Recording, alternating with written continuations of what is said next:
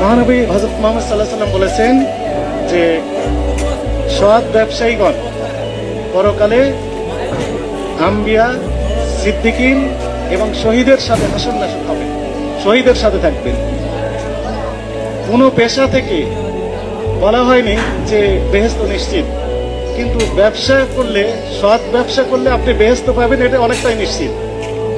এই জন্য আমি এখন সরকারি চাকরি করি, কিন্তু আমি ভাবি যে সরকারি চাকরি করলে আমি যে নিশ্চিত বেহেশতে যাবো, I am not sure of that.